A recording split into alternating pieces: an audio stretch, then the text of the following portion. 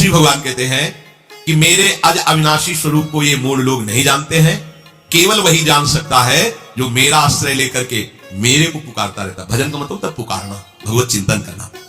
वेदाहम शमतीतानि वर्तमानानि चार्जुन भविष्यानि च भूतानि माम तु वेद न कश्चन। राधे राधे भक्तों, श्री परम पूज्य श्री प्रेमानंद जी महाराज जी के दिव्य वचन व सत्संग को सुनने के लिए हमारे चैनल को सब्सक्राइब करें और कमेंट में राधे राधे जरूर लिखें। और इस सत्संग को बीच में छोड़कर इस सत्संग का अपमान न करें। जो गुरुदेव भगवान के वाणी व मुख से निकलता है वो हम आप तक पहुंचाने का प्रयास करते हैं। दोस्तों, इन्हीं दिव्य वाणी को सुनने के लिए हमारे चैनल को अभी तुरंत सब्सक्राइब करिए और कमेंट में राधे राधे जरूर लिखिए। राधे राधे। अर्जुन, जो प्राणी भूतकाल में हो चुके हैं तथा जो वर्तमान में है और जो भविष्य में है, उन सब प्राणियों को मैं जान रहा हूं। जैसे आंवला ऐसे रख लो तो चारों तरफ से देख सकते हो, ऐसे भगवान अनंत ब्रह्मांडों को, जीवों को एक साथ देख रहे हैं। यही भगवान की भगवत्ता है, एक साथ देख रहे हैं। कोई भी जीव ऐसा नहीं है जिसको भगवान का दुलार नहीं मिल रहा हो। कहीं भी हो, अनंत ब्रह्मांड सबके लिए जो आवश्यक हो भेज रहे हैं, कोई भूखा नहीं रह सकता। एक बार वीर शिवाजी समर्थ गुरु श्री रामदास स्वामी जी के पास गए और कहा कि स्वामी जी अकाल पड़ा हुआ है, तो हमने सारा का सारा खजाना खोल दिया और सबको पवाया। तो गुरु बड़े कृपा सिंधु थे, उन्होंने देखा कि इनके हृदय में एक गर्व का अंकुरण हो रहा है कि मैं भरण पोषण किया सबका अकाल में। तो उन्होंने कहा कि शिवू यह थोड़ा उठाओ, आओ चलो हमारे साथ। एक बड़ा पत्थर का, इसे तोड़ो। मारा, जेल तोड़ा, हटाया तो नीचे मिट्टी में दबा हुआ स्वस्थ में ढके कैसा। बोले इसको किसने दिया? देखो ना कितना स्वस्थ है, पुष्ट है। इसको कौन आहार दे रहा है? इसको कौन प्राण पोषण कर रहा है? बोले भगवान। तो बोले तुम कैसे दाता बन गए? संपत्ति तो सब भगवान की है, भगवान ही सबका। ये अहम मत करो कि तुम पोषण करते हो, नहीं। छोटी सी वृत्ति को भी गुरुदेव बर्दाश्त नहीं करते। जो गुरु शरणागत होता है वो उनकी बात समझता है, अन्यथा वो अपनी मनमानी वृत्ति को ही आदर देता है, गुरु की आज्ञा वृत्ति को नहीं देता। छोटा सा भी अभिमान का कण अपने जनों में गुरुदेव को बर्दाश्त नहीं होगा, क्योंकि यही भगवत प्राप्ति में बाधा बन जाएगा। कितने जीव चराचर जगत में, देखो हमारे भगवान की भगवत्ता, सबको देख रहे हैं, सबको व्यवस्था दे रहे हैं, सब कुछ देख रहे हैं। 3 प्रकार की लीला हो रही, कहीं पालन लीला, कहीं सृजन लीला, कहीं विनाश लीला, उन्हीं के द्वारा हो रही, वही देख रहे हैं, वही कर रहे हैं। अगर ये बात तुम्हारी समझ में आ जाए तो अभी भगवान की शरण हो जाओ।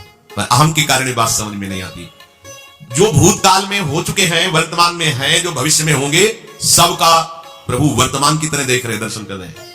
परंतु मुझे मेरे भक्त के सिवा कोई नहीं जानता है। भक्त के सिवा कश्यन, कोई भक्त बिरला, वही केवल भगवान को जान। भगवान सबको देख रहे, भगवान की दृष्टि सब पे है। अगर ये बात आपकी समझ में आ जाए तो अभी आनंद आने लगेगा। मैं भगवान की दृष्टि हूं, बस आज हमें सत्संग से बात मिली कि मैं भगवान की दृष्टि हूं, मुझे वो देख रहे हैं, बढ़िया बन गया। अब आप पाप कैसे करोगे? क्योंकि भगवान की दृष्टि में भगवान आपको देख रहे हैं। डरो, किसी गवाही की जरूरत नहीं, वो देख रहे हैं। तो आप भय क्यों कर रहे हो? आपको भगवान देख रहे हैं, आपको डरना है। फिर आप कामना क्यों कर रहे हो? भगवान आपको देख रहे हैं, जो चाहिए उस समय से दे देंगे, आप निश्चिंत रहिए। अगर आप अहम करोगे तो दुख भोगोगे, आश्रित रहोगे तो सब अपने आप निर्वाह हो जाएगा। एक आदमी ट्रेन के डिब्बे में बैठे ऐसे दौड़ रहा था। लेकिन पूछा भाई क्यों दौड़ रहे? बोले अमुक स्टेशन जाना है। तू बैठ जा, गाड़ी चल रही है, ट्रेन चल रही, तू बैठ जा। ऐसी त्रिगुणात्मिका माया की ट्रेन चल रही, पूरे विश्व का विश्वंभर भरण पोषण कर रहे हैं, तू तो बैठ जा भगवत आश्रय लेकर के। तू काहे को दौड़ा घूम रहा है? लेकिन ये अहंकार के कारण भटकता रहता है। भूत, वर्तमान और भविष्य काल, ये 3 विशेषण देकर भगवान कह रहे हैं कि मैं सबको देखता रहता हूं, जो हो गए, जो हैं, जो होंगे। भूत के प्राणी, भविष्य के प्राणी अथवा वर्तमान के प्राणी, सभी भगवान की दृष्टि में वर्तमान की तरह ही है। ये भूत, भविष्य, वर्तमान काल केवल हम लोगों की दृष्टि में भेद है, भगवान की दृष्टि में नहीं। हो चुका, होगा, हो रहा है। भगवान की दृष्टि में सब हो रहा है, पीछे का भी, अब का भी, सब सामने चल रही सी। हमारे हृदय में विश्वास हो जाए प्रभु हमें देख रहे हैं। अभी तो हमें ये नहीं पता कि हम भजन कर रहे हैं, भगवान पता नहीं जान रहे हैं कि नहीं जान रहे। अभी भक्ति में रंग आ जाए, अगर ये बात समझ में आ जाए कि प्रभु देख रहे हैं हमें। देखो जब हमारे गुरुजन बैठकर सुनते हैं और जब गाने का अवसर मिलता है तो ज्यादा उत्साह होता है कि बैठे सुन रहे हैं।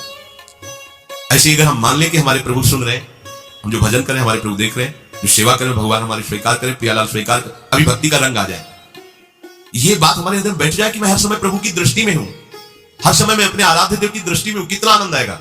अंदर से सोचो जरा, हर समय हमें देख रहे हैं, वो कह रहे हैं मैं देख रहा हूं। पीछे जो तुम क्यों वो देख रहे हैं वर्तमान की तरह, अभी जो वो तुम देख रहे हैं, आगे जो करोगे वो भी देख रहे हैं। वो पहले से उनको सब पता है, तुम ऐसे ऐसे चलोगे, ऐसे ऐसे कार्य करोगे। भगवान की दृष्टि में सब कुछ वर्तमान ही रहता है, संपूर्ण प्राणी काल के अंतर्गत है और प्रभु श्री हरि कालातीत है। देश काल वस्तु व्यक्ति घटना परिस्थिति ये बदलते रहते हैं, पर प्रभु श्री हरि वैसे के वैसे ही रहते हैं। काल के अंतर्गत प्राणियों का ज्ञान एक सीमित है। अब इस दीवार के पीछे कौन खड़ा है क्या कर रहा है पता नहीं, पर भगवान की दृष्टि में नहीं। भगवान की दृष्टि में सुमेर पर्वत पर क्या हो रहा है, जहां किसी की दृष्टि वहां भी हो। ब्रह्मलोक में ब्रह्मा क्या कर रहे हैं, बैठे बैठे सब। इसलिए कितने महान ईश्वर है। एक छोटी सी भी चींटी को दाना मिला कि नहीं, उनको चिंता है। देखो आप छोटे से 2-4 लोगों का भार लेकर के चिंतित हो रहे हो, अनंत ब्रह्मांडों के अनंत जीवों का भरण पोषण प्रभु हमारे कर रहे हो, निश्चिंत है। अचिंत शक्तियां भगवान की, तो आप भी तो उनके बच्चे हो ना। ये सब कहने का मतलब है आप भी तो उन्हीं के अंश हो ना। 2-4 की चिंता में इतने तुम बावरे हो रहे हो, डिप्रेशन में पहुंच रहे हो। 2-4 कामनाओं के पीछे इतने। अनंत ब्रह्मांड तुम्हारा जो अंशी है अनंत ब्रह्मांडों के अनंत जीवों का अनंत काल से भरण पोषण करता चला रहा है। कहीं भी किसी के साथ कुछ भी गलत नहीं हो सकता। जैसे कहते हैं कि क्या गलत हुआ, देखो ना अभी तो बच्चा था, ऐसा ऐसा हो गया। तो तुम्हारी दृष्टि में बच्चा है, पीछे तो बहुत पुराना है ना, जो कर्म करके आया उसका फल। कहीं भी गलत किसी के साथ नहीं होता, ध्यान रखना। जहां कुछ होता है, अभी हमने देखा मानो कि ये तो बहुत गंदा है, तो सीधे जा रहा था, ये आदमियों ने मिलकर इसे पीटा, अभी सीधा चल रहा, पीछा टेढ़ा चल के आया है, और जिनको पीटा है वही आके इसे पीट रहे हैं। अब हम वर्तमान को तो देख रहे हैं ना, पीछे की बात तो देख नहीं रहे ना। भगवान पीछे की देख रहे हैं, इसने पीछे बहुत ऐसा गलत किया, उसका हिसाब इसको मिल रहा है, इसको चुपचाप देखते रहते हैं। ध्यान रखना, इतना भी गलत नहीं हो सकता इस सृष्टि में। वो कैसे गलत नहीं हो रहा, अभी तो नवयुवक था, उसने कुछ ऐसा किया ही नहीं, अभी तो नई अवस्था थी, अभी तुम्हें दिखाई दे रहा है 15 वर्ष का है। लेकिन भगवान देख रहे हैं मेरा पुरातन अंश है, किस जन्म से क्या क्या करते चला रहा है। ये ज्ञान हो जाएगा तो किसी भी बात में आपको दुख नहीं पहुंचेगा, विक्षेप नहीं पहुंचेगा। ये बड़े बड़े विक्षिप्त हो जाते। एक गौतमी नाम की महान तपस्विनी थी, महाभारत में कथा आती है, उसका एक ही पुत्र था और उसको सांप ने काट लिया। तो वहां की कुल भी उठा के लाए और कहा, देवी मां ये देखो सांप ने तुम्हारे बेटे को काट लिया। उनका इतनी सामर्थ्य सांप की कैसे हो गई कि मेरे बेटे को काट लिया और मेरे से भय नहीं माना। आकर्षण वृत्ति जीव ही की सांप सामने आ गया, तूने क्यों काटा, मैं तुम्हें भस्म कर दूंगी। तो आपने कहा पहले हमारी प्रार्थना सुन लो। मेरे सर पर मृत्यु ने आकर के अपना शासन जमा लिया और कटवा दिया, मेरा कोई दोष नहीं। मृत्यु का आकर्षण किया, महान तपस्विनी भगवान व्यास देव जी ने ये लीला कथा गाई। मृत्यु का आकर्षण किया, साक्षात मृत्यु सामने आ गई, थर थर कांपने लगी। गौतमी जी ने कहा मैं अपनी तपस्या के बल से तुम्हें भस्म कर दूंगी। हमारे ऐसे निष्पाप बालक को तुमने सांप के द्वारा प्रेरित करके कटवाया। बोले मेरे ऊपर काल का शासन है, काल ने मुझे प्रेरित किया, मैंने सांप को प्रेरित किया, मेरा कोई दोष नहीं, ये काल का शासन। काल का आवाहन किया, काल उपस्थित हुआ। काल ने कहा कि मेरा इसमें कोई दोष नहीं, इस बालक के पूर्व जन्म के कर्म के द्वारा मैं प्रेरित हूं। इस बालक के कर्म से प्रेरित होकर मैंने मृत्यु को प्रेरणा की, मृत्यु ने सांप को प्रेरणा की, ऋषि ने डस लिया। अब आप बताओ किसका दोष है। शांत हो गए, क्योंकि इस बालक के ही तो कौन काहू के सुख दुख करदाता, निज कृत कर्म भोग सुन भ्राता। कोई किसी के सुख दुख का हेतु नहीं है, अपने कर्म ही है जो हमको दुख सुख देते हैं। और भगवान देख रहे हैं, कोई जैसे आपको अभी मनुष्य शरीर मिला, स्वतंत्रता है। अब आप जो पापाचरण चाहो छूटे कर सकते, या जो पुण्य कर्म चाहो कर सकते, या भजन करना चाहो कर सकते हो। ये स्वतंत्रता केवल मनुष्य शरीर को दी गई है। आपको जो पूर्व भोग मिल रहे हैं वो आपके पीछे के कर्मों के हैं। तो जो ज्ञानी जन होते हैं, विवेकी जन होते हैं, आए हुए प्रारब्ध को भोग लेते हैं, नया कोई पाप नहीं करते, निरंतर भजन करते रहते, भगवान की कृपा से मुक्त हो जाते हैं। अगर भगवान की शरण में नहीं होगे, भजन नहीं करोगे, तो आपके ऊपर बहुत से ऋण है, दुर्गति हो जाएगी। ऐसा नहीं है। आप यहां भी तो देखो ना, आपके मकान, आपका व्यापार, सब कुछ आपका कहा जाता है, लेकिन सब कुछ सरकार का है। हर चीज का टैक्स देना पड़ेगा तुम्हें, पानी का भी टैक्स देना पड़ेगा, मकान का भी टैक्स देना पड़ेगा, और तुम भी जो करोगे वो पैसा दो सरकार को। टैक्स तुम ऐसे फ्री थोड़ी जा नहीं होता, देना पड़ता है ना। आप मान लो नौकरी कर रहे हो कि हमारी नौकरी करे तो उसमें सरकारी टैक्स कटेगा आपका, क्योंकि आप सरकारी आदमी हो, भारत देश के वासी हो। ऐसे ही ये टैक्स लगे हुए सरकारी भी, मातृ ऋण, पितृ ऋण, ऋषि ऋण, ये टैक्स है। ऐसा नहीं कि तुम कमा खाओ और इसके बाद मर के जाओ स्वर्ग मिलेगा। टैक्स चुकाओ। ये मनुष्य शरीर मिला, इन ऋणों से मुक्त हो। अगर नहीं हुए तो भी तुम्हें दुर्गति होगी। आप देखो, जब कभी ऐसी सूचना मिलती है कि अमुक आदमी का अमुक धन पकड़ा गया, तो इनाम दिया जाता है क्या, कितना कमा लिया, सजा दी जाती है।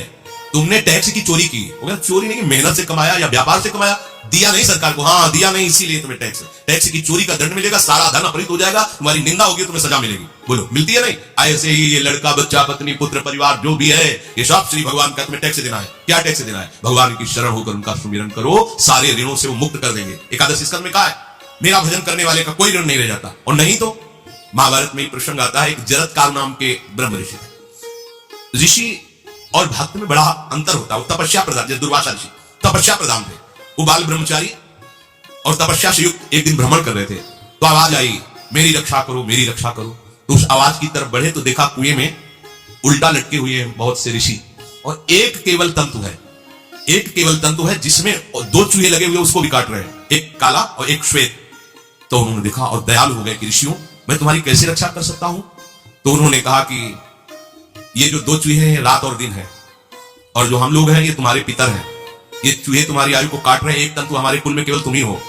और तुमने तपस्या की ठान ली, ब्याह किया नहीं, गृहस्थ धर्म में गए नहीं, पुत्र हुआ नहीं, तो तपस्या में भक्ति में एक दम है कि सब ऋणों से मुक्त कर देगी। ये बात ध्यान रखना, तपस्वी अलग है, भक्त अलग। इसलिए पीछे चर्चा आई थी कि तपस्वियों से भी अधिक, ज्ञानियों से भी अधिक, कर्मकांडियों से भी अधिक वो मेरा भक्त योगी होता है।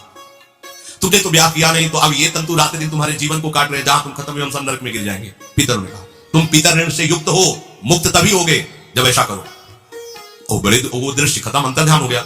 और बड़े दुखी हुए कि क्या करें। तो उन्होंने मन में निश्चय किया कि ब्याह तो करूंगा पितरों के उद्धार के लिए। इतने बड़े तपस्वी हैं जरत्कार जी, बड़ी महिमा है, लेकिन बात यहां फंस गई, पितर। उन्होंने मन में निश्चय किया कि कोई आके अपनी कन्या दे दे और उसका भी नाम जरत्कार हो, मैं बिल्कुल भरण पोषण नहीं करूंगा और कभी हमसे कोई प्रश्न न करे। ऐसी अगर कोई कन्या देगा तो मैं स्वीकार कर लूंगा। अब ऐसे न नगर जाना है न किसी से बात करनी, तो वृक्षों से कहते अपने पितरों के उद्धार के लिए मैं चाहता हूं कि कोई पाणी ग्रहण संस्कार करा दे, कोई हमारे नाम की कन्या को दे दे, और ऐसा ऐसा व्रत है। ऐसा ही बोल रहे थे, वासुकी नाग उपस्थित हो गए और उनकी बहन का भी नाम जरत्कार था। उन्होंने कहा सुनिए महाराज, मैं नागराज वासुकी हूं, सब देव रूप में, तो ऐसे नहीं सांप वैसे बने देव रूप, सुंदर कन्या जरत्कार। बोले ये कन्या मैं आपको समर्पित करता हूं, हमारा सौभाग्य होगा आप जैसा महर्षि हमारी बहन का पति बने। इसका भी नाम जरत्कार है, और आपकी जो इच्छा है कि मैं भरण पोषण नहीं करूंगा तो मेरे पास संपूर्ण वैभव है, आप भी पधारिए, मैं आपका भी भरण पोषण करूंगा, अपनी बहन का भी। तीसरी बात, मेरी बहन इतनी शास्त्र सम्मत आराधना से युक्त है कि वो कभी आपसे प्रश्न ही नहीं करेगी, तो उनका स्वीकार है। प्रसन्न हुए, चले गए। काफी समय तक उनके महल में रहे। एक दिन जरत्कार अपनी जरत्कार पत्नी की गोद में सर रख कर ऐसे लेटे हुए थे, सो गए। और शास्त्रज्ञ थी, संध्या का काल था, संध्या काल में निषेध है मैथुन करना, भोजन करना और स्वाध्याय करना, ये सब संध्या काल में बस भगवत स्मरण पर लोकवत। लेकिन हमारे यहाँ महारानी जी की संध्या आरती, संध्या भोग लगने के बाद ये इसीलिए वृंदावन धाम इसका कहीं भी ये वेदांत संन्यास्त, वेदों से भी ऊपर उठी रसमयी रसोपासना है, प्रियालाल की महल है। ये जगत सिद्धांत नहीं है, ये जगदीश का भी सिद्धांत नहीं है, ये प्रेम सिद्धांत है। वृंदावन नित्य विहार रस है, इसलिए इसको बीच में बता देते हैं दूसरे को, तो यहाँ शाम के तो भोग ही लगता है, गान बजान होता है, बकाया सिद्धांत है। आंख मूंद करके या तो गायत्री जप या जो गुरु मंत्र चुपचाप शांत भाव से जपे, ऐसा। अब वो इस चिंता में थे कि मेरे पति का धर्म जा रहा है, और मैंने आज तक कुछ बोला नहीं अपने पति से। अगर बोलती हूं तो हो सकता है नाराज हो जाए और छोड़कर चले जाए। अगर मुझे छोड़ देते हैं और इनका धर्म बचता है तो ये ठीक बात रहेगी। कितनी विवेकवान है। अगर ये सोते रह गए और सूर्य अस्ताचल को चले गए तो इनका धर्म लोप हो जाएगा, ये मैं होने नहीं दूंगी, अपने पति का धर्म लोप नहीं होने। और उस समय भी केवल एक लंगोटी लगा के रहते थे, अस्तमात्र हो रहे, वहां भी ऐसा नहीं कि दूल्हा बनकर के सर नहीं, वैसे ही केवल पितरों की तृप्ति के लिए उन्होंने बात स्वीकार की थी। उन्होंने कहा महाराज उठिए, संध्या का समय है, शास्त्र निषेध करता है इस समय सोना नहीं चाहिए, नहीं आपके धर्म का लोप हो जाएगा। महाराज उठिए, सूर्य अस्ताचल को बस पहुंचने ही वाले हैं, उठिए। उठे एकदम लाल आंख करते हुए, तुमने हमें टोका कैसे, तुमने हमसे प्रश्न कैसे कर दिया, मैं अभी तुम्हारा त्याग करता हूं। बोले स्वीकार है, आपके धर्म का लोप ना हो। कहीं सूर्य अस्ताचल को चले गए, आपने अर्घ नहीं दिया तो जीवन भर की आपकी उपासना में कलंक लग जाएगा कि आपने संध्या काल में शयन करते हुए सूर्य आराधना नहीं की, आपके धर्म का लोप हो जाएगा। बड़ा सूक्ष्म धर्म का विषय। तो उनका सूर्य की ताकत कैसे कि मैं सोता रहूं और वो अस्ताचल को चले जाए, ऐसे महात्मा थे। कहा सूर्य की ताकत कैसे, भगवान व्यास देव जी ने लिखा है, किसी कहानी की बात नहीं। सूर्य की सामर्थ्य कैसे है कि मैं अर्घ ना दूं और अस्ताचल को चले जाए, सूर्य तब तक रुके रहते जब तक मैं सोता रहता। पर तुमने टोक दिया, अब मैं चला। जब चले तो उन्होंने कहा हमारे गृहस्थ धर्म का जो फल होता है, आपके पाणी ग्रहण स्वीकार का जो फल होता है, उसको बिना दिए आप कैसे चले जा रहे हैं। उनका आस्तिक वो है, चले गए। उसी से आस्तिक मुनि का प्रादुर्भाव हुआ और उन्होंने आगे बड़ा चरित्र है उनका, आस्तिक, उसी से नाम रखा आस्तिक। आस्तिक उन्होंने जन्मेजय की यज्ञ को बंद किया। आप सोचो एक पितर की तृप्ति के लिए उनको ये सब करना पड़ा। और श्री हरिशरणम और निरंतर भजन, तो मातृण, पितृण, देवऋण, ऋषि ऋण, सब ऋणों से उपासक मुक्त होकर के परम धाम को जाता है, एकमात्र भगवदास। पर ये मूढ़ जन इस बात को नहीं जान पाते हैं। बिना कारण कृपा करने वाले प्रभु जीव को मनुष्य शरीर देते हैं। ये मनुष्य शरीर अंतिम शरीर है, अगर इसमें नहीं बना तो फिर चले जाओगे 84 लाख योनियों के चक्र में। इसी शरीर में अनंत जन्मों के संचित कर्म समुदाय का नाश करके भगवत प्राप्ति होती है या मोक्ष पद मिलता है। कौन सा प्राणी किस गति को जाएगा भगवान देखते हैं पर संकल्प नहीं करते, ध्यान रखना, क्योंकि आगे के भी देख रहे हैं। वो देख रहे हैं जो तुम कर रहे हो ऐसी गति बनती चली जाएगी, भगवान संकल्प नहीं करते। भगवान तो एक बार संकल्प कर दिया, एको हम बहुश्यामा, उसी में बहुत रूपों में प्रकट हो गए। अब तुम्हें संकल्प करना है कि इस जन्म में मुझे भगवत प्राप्ति करनी है। जो संत शास्त्र सदगुरुदेव कह रहे हैं ऐसा करो ऐसा ना करो, यदि आप इस भावना को स्वीकार करके आराधना करेंगे तो निश्चित निश्चित भगवत प्राप्ति इसी जन्म में हो जाएगी। प्रभु केवल तुम्हें निमित्त बनाना चाहते हैं, कल्याण तो वही करेंगे। जैसे अर्जुन से कह रहे हैं भीष्म आदि द्रोण आदि मेरे द्वारा मारे जा चुके हैं, तुम केवल निमित्त मात्र भव शब्दशाची। ऐसे ही अय उपासक तू केवल निमित्त बन जा, जो शास्त्र सदगुरुदेव आज्ञा करते हैं वैसे ही तू चल दे अपने मन को मार के, केवल तू निमित्त बन जा। कल्याण या भगवत प्राप्ति या मोक्ष वो तो भगवत कृपा से होगी। पूरी उद्धार की सामग्री तेरे अंदर जागृत कर देंगे प्रभु, केवल तू निमित्त बन जा, मेरी कृपा तेरी सारी बात बना देगी। विश्वास करो, इस बात पर विश्वास करो। भगवान कह रहे हैं तुम निमित्त बन जाओ, जो आदेश कर रहे हैं वैसा पालन करो, काम तो सब मेरी कृपा कर देगी। जो ऐसे मनुष्य शरीर ऐसी कृपा प्राप्त होने पर भी भगवत प्राप्ति नहीं कर पाता, तो मयानुकूलेन नभस्वतेरितम पुमान भवाब्धिम न तरेत सा आत्महा। ऐसी मेरी कृपा का सहारा मिलने पर यदि वो भगवत प्राप्ति नहीं कर पाता तो बोले आत्महा है, वो आत्महत्यारा है, वो दुर्गति को प्राप्त होता है। मनुष्य के लिए खास बात है कि प्रभु ने कृपा करके तुम्हें जो सामर्थ्य दी है, जो समझ दी है, जो सामग्री दी है, उसका दुरुपयोग मत करो। केवल भगवत प्राप्ति के लिए चलो, केवल भगवत प्राप्ति के लिए। ये सबकी समझ में नहीं आएगा, बिल्कुल बात समझ, केवल भगवत प्राप्ति। ये जो कहते हैं कि और हमारे धर्म का, ये सब फसाव है। आप गृहस्थ बने रहो, आप व्यापारी बने रहो, पर आप लक्ष्य रखो कि मुझे इस जन्म में भगवत प्राप्ति करनी है। आपका लक्ष्य दृढ़ होगा तो नाम जप चलता रहेगा, संसार का कोई विकार आपको परास्त नहीं करेगा। अगर आपने ऐसा अटल निश्चय कर लिया तो तुम्हें जो भगवत सामर्थ्य मिली उसका तुम दुरुपयोग नहीं करोगे। देख लो, अपने लोग बहुत बड़ी गलती करते हैं, जो आध्यात्मिक ऊर्जा शक्ति उसको विषयों में दुरुपयोग करके नष्ट कर रहे हैं। कहते हैं अब हमारा मन नहीं लगता, अब हमारा बड़ा शांति है, घबराहट है। क्यों शांति है, क्यों घबराहट है? जब तक तुम धर्म विरुद्ध नहीं करोगे तो अशांति नहीं हो सकती, भय नहीं लग सकता, विषाद नहीं हो सकता, क्लेश नहीं हो सकता। लिख लो ये बात। किसी को भी कभी भी भय महसूस हो रहा है, अशांति महसूस हो रही, घबराहट महसूस हो रही, आप भगवत प्रदत्त शक्ति का दुरुपयोग कर रहे हैं, समय का दुरुपयोग कर रहे हैं, सामग्री का दुरुपयोग कर रहे हैं, अर्थात कोई न कोई अधर्म आचरण कर रहे हैं। अभी आपको उपाय बता देते हैं। यदि तुम्हारा मन जलन पैदा कर रहा है तो भगवान से हाथ जोड़कर कहो कि हे नाथ, मेरे से अब तक जो गलतियां हुई हैं उन्हें क्षमा कर दो। आगे मैं गलती नहीं करूंगा, आपके बल से, आपके बल से। ये भी ध्यान रखो, आपके बल से, अपने बल से नहीं, आपके बल से। हे नाथ, ऐसा मुझे बल दो जिससे कभी मैं आपके और गुरुदेव के विपरीत न चलूं। अगर कोई हमसे गलती हो जाए तो मुझे तत्काल दंड दे देना, क्षमा मत करना। आगे ये बहुत बढ़िया बात है। अगर हमको क्षमा कर दिया जाएगा तो हमारे मन को उत्साह बढ़ जाएगा फिर गलती करने का। अगर दंड दे दिया जाए तो मन डर जाएगा। इसीलिए प्रार्थना में ये भी कहना चाहिए, पर हिम्मत नहीं पड़ेगी, क्योंकि मन को बहुत दुलार करते हैं ना कि प्रभु मेरे से जो गलती उसे मुझे दंड दे दो, मैं क्षमा नहीं चाहता। क्योंकि हम देखते हैं जब हम क्षमा कर देते हैं तो उसका उत्साह बढ़ जाता है मन का और गलत करने का। प्रभु इसे क्षमा मत करो, इसे दंड दो। एक बार इसकी भरपूर बेइज्जती होनी चाहिए। जब इसको सब देखेंगे हाँ ये, तो अपने आप ही मन सही रास्ते में आ जाएगा। प्रभु आप क्षमा कर देते हो और बात गुप्त रहती है तो इसको बढ़ावा और मिल जाता है और पापाचरण कर, क्योंकि ये दुष्ट है ना। अगर साधु हो तो बचत हो जाए कि देखो प्रभु ने इस गलती को छुपा दिया और कोई जाना भी नहीं और क्षमा भी कर दिया, मैं आगे से बिल्कुल नहीं करूंगा। ये दुष्ट है ना, ये ऐसा नहीं करता। क्षमा हो गई तो उसको लगता है आगे भी क्षमा हो जाएगी, चुपचाप चलो मनोरंजन करते हैं। नहीं प्रभु मुझे दंड दीजिए, जैसे कुंती जी कहती है मुझे विपत्ति दीजिए। ऐसे उत्तम भक्त वही है। हे नाथ, आज तक जो गलतियां हुई क्षमा कीजिए, आगे गलतियां नहीं होंगी, ये मैं आपके बल से कह रहा हूं। प्रभु यदि मेरे से चूक हो जाए तो आप क्षमा मत करना, मुझे दंड देना, जिससे मेरा सुधार हो जाए, मैं आपके अनुकूल चलने लगूं। मनुष्य की असमर्थ दो तरह से होती है। एक असमर्थ कि वो कर ही नहीं सकता, जैसे किसी से कहा जाए कि तुम ये मकान उठा करके वहां रख दो तो कर ही नहीं सकता। ऐसी सामर्थ्य जो आप में करने के लिए भगवान कभी आदेश ही नहीं देंगे, ध्यान रखना। एक बात ध्यान दीजिए, कोई भी ऐसी भगवत आज्ञा या गुरु आज्ञा नहीं होती जो आप नहीं कर सकते। आप जो कर सकते हैं वही आज्ञा होती है।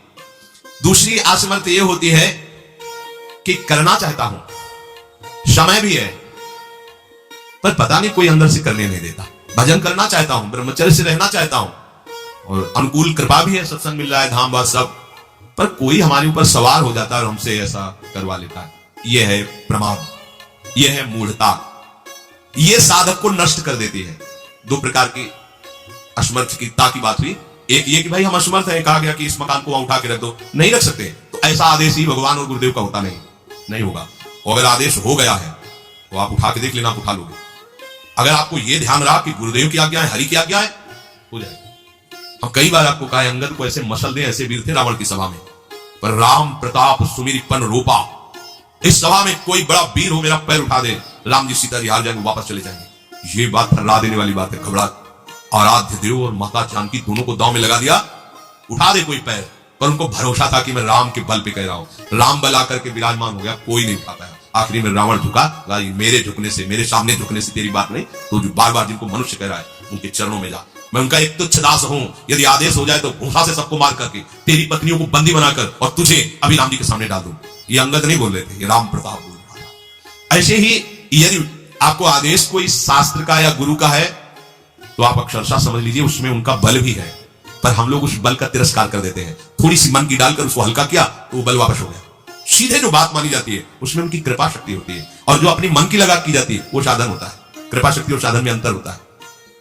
तो जो हम कर सकते हैं, आदेश है, हम करना भी चाहते हैं और नहीं करते हैं, इसका हमारे अंदर प्रमाद का राज्य है। प्रमाद, लोग कहते हैं पता नहीं कोई हमारे दिमाग में आके कर जाता है, हाँ भूत आता है भूत। अब ऐसे लोगों को बावरा कहते हैं, इनको ऐसी जगह पहुंच जाए जहां सही निर्णय नहीं होता, और ये कर देना वो कर देंगे। उनको लगता है कोई है, बोले है ऊपरी चक्कर है, अरे ऊपरी चक्कर हो, घूम रहे हो पागल बने, ऊपरी चक्कर कुछ नहीं, ऊपरी चक्कर नहीं, भीतरी चक्कर है। ये भीतर का तुम्हारा वासनात्मक प्रपंच ही तुम्हें नचा रहा है। विवेक का जागरण करो, किसी के साथ, अरे प्यारे तुम हरि के अंश हो। इस स्मशान में रात्रियां व्यतीत हुई, इस स्मशान में गंगा के किनारे भूतों के बीच में कोई नहीं, कुछ नहीं। सीम की चाप सके को तासु पर रखवार रमापति जासु, अकेले, न युवक अवस्था, कोई साथ देने वाला नहीं, अंधेरा, कोई टार्च नहीं, कोई व्यवस्था नहीं। हर समय अपार आनंद, भगवद आनंद, कोई भय छू सकता है? हर समय हरि की दृष्टि में आप रहते हैं। आप भी ये प्रमाद मत कीजिए, ये प्रमाद है और कुछ नहीं है जो आप आचरण विरुद्ध कर देते हैं। अब क्या होता है, वो समझ पाता नहीं, उसके पीछे कर्म परंपरा लग जाती है, फिर वो हार जाता है कि मेरे से भजन नहीं होने वाला, संयम से नहीं चलने वाला। अब वो योनि पर योनि प्राप्त करता चला जाए, ये योनि यो योनि। भगवान के स्वभाव को समझो और उनके आश्रित हो जाओ। कोटि भी प्रबल आ गए जाहू, आए शरण तजौ नहीं जाहू। जो नर होए चराचर द्रोही, आवे सभय शरण तक मोही। तन छल कपट मोह मद माना, करूं शब्द ते साधु समाना। एक बार जीवन को प्रभु के चरणों में अर्पित कर दो, बस प्रभु सब संभाल लेंगे अपने बल से। अपने बल से संभालने का तात्पर्य है आप उनकी आज्ञा पालन का प्रयत्न करो। प्रयत्न की सफलता प्रभु के द्वारा होती है। जब हम प्रयास करते हैं ना, तो प्रभु हमें आगे से आगे रास्ता देते चले जाते हैं, और ये जन्म भगवत प्राप्ति होनी ही चाहिए। अब इसके नीचे सौदा मत कर लेना, प्रभु से मिलने के सिवा और कहीं सौदा न कर लेना, क्योंकि आपके पास धन है, ठग लोग आएंगे आपको ठगने के लिए।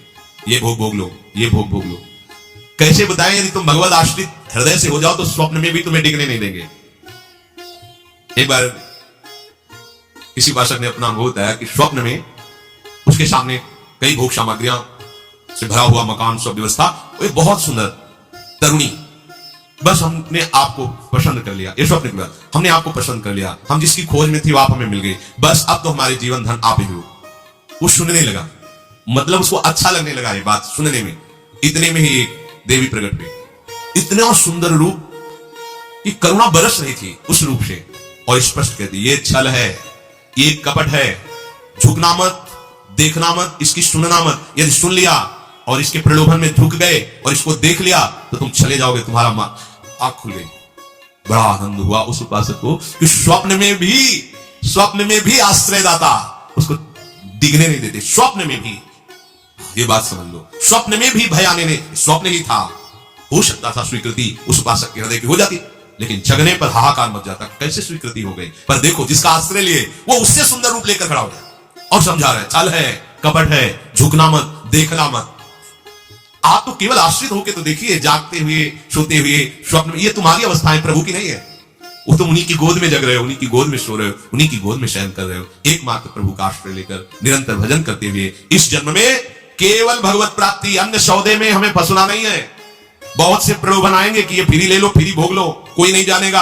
आपको सौदा नहीं करना अपने हरि आश्रित बल का, आपको उससे केवल हरि की प्राप्ति करनी। प्रलोभन आएगा, ध्यान रखना, भय आएगा, हे भगवान आज तक जो भजन किया है इस भय को हटा दीजिए, क्योंकि इज्जत चली जाएगी, सब लोग थू थू करेंगे, मेरे से बहुत गलती हो गई, हटा दीजिए।